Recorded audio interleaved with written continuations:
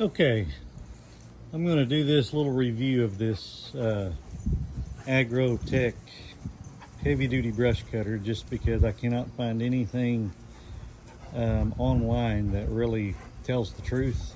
I see a lot of people on there griping about them, probably just aggravated because they're competing with them. But I'm just going to give you an honest review of what I've found with it so far.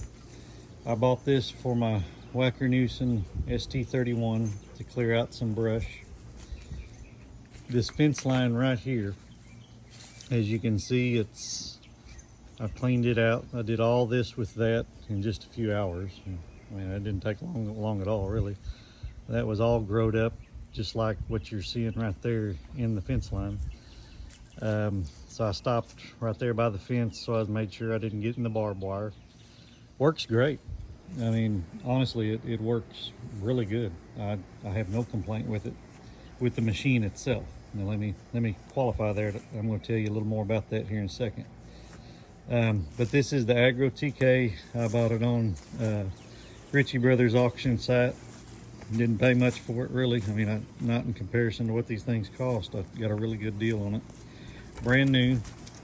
It was still in the crate when I picked it up. This is the heavy duty 4-blade one. You can see here,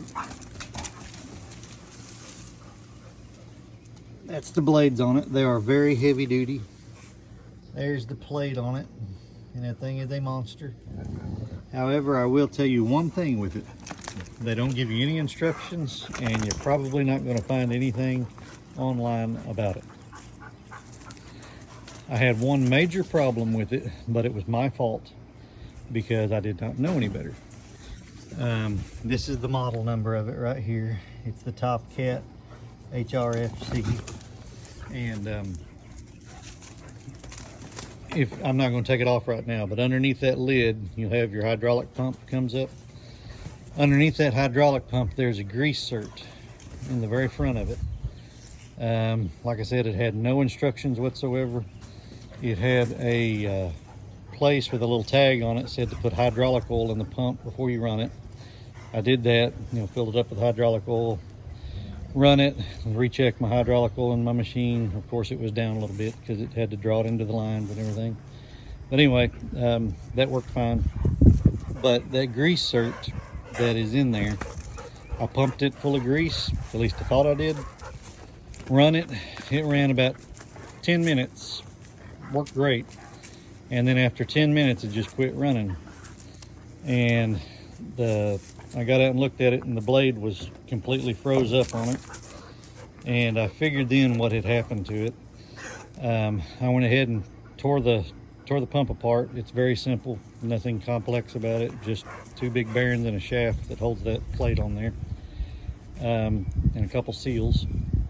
Anyway, pulled it down, and the bottom bearing was completely fried in it. It had no grease down there in it. And after doing some research, I found out, like I say, I don't know why they put a grease cert on it, but it takes 80, 90 gear oil. Had I known that, I would have filled it with gear oil, and I would have never had a problem with it. Like I said, they don't give you any instructions, so that's one reason I'm putting this video on here. Long story short, I ordered a new bearing for it, pulled it, put it in there, put it all back together, filled it up with 80, 90 gear oil, and did all this effortlessly, no problem whatsoever. Checked the oil again, it's working fine, no issues with it whatsoever. It's smooth, runs good, cuts good. I've got no complaint with it other than the fact that they give you no paperwork with these things, and there's nothing you can find online. When you do look it up online, it's all in Chinese. I don't read Chinese, so that did not help me one bit. And there's just very little information that I could find on it. So if you buy one of these, pull that grease cert out, fill that joker up with 80, 90 gear oil, put the plugs back in it, and you should be fine. This one, I'm probably eventually going to just pack it full of grease. That way I don't have to worry about the oil in it. Maybe leaking out at some point, but that'll be for another time. But as of right now, I have no problem with it. It works fine. Just make sure that you fill that take that grease cert out, fill it up with gear oil, or you will have a nightmare on your hand like I did, where you got to pull that heavy bearing out of there and redo all that work on a brand new cutter. So other than that, you know, like I said, no complaints. It seems like it's built well. Welds are good on it. Everything seems to be in good shape. Of course, I did make sure everything was tight on it. My blades are tight. There's a couple loose screws up here on this housing, which were no big deal really. I kind of expected that. Something shipping across the ocean from China probably wouldn't be tight when it got here. Pretty normal, no big deal there.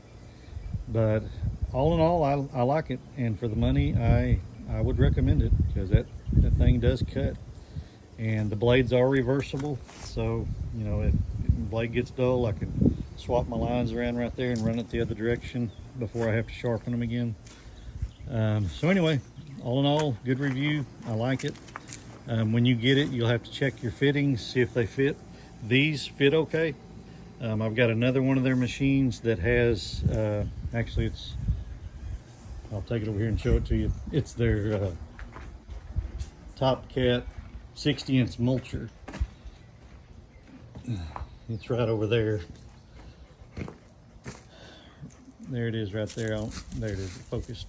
Anyway, and it works great too, by the way. I put oil in it, so I didn't have a problem with it, and I'll do a review on that later. But anyway, what I was going to say on that one is I did have to change the fittings out on it. They didn't have the correct fittings for my skid steer. Those were about 60 or 90 bucks a piece, depending on which one it was. This one came with the correct hookups, plugged right in, worked fine. So anyway, just thought I'd put that on there for you. If you're looking at these things, my opinion, buy it. I mean, save yourself $5-6 grand just to cut trees up, cut brush up. I would do it again in a heartbeat, because I saved enough money there that it's well worth the money. Just make sure that you do that, and when you have to find parts, you're going to have to do some digging for them. If you got a little mechanical ability about you and a little bit of, you know, just aptitude mechanically, you'll figure it out. It's not anything that difficult.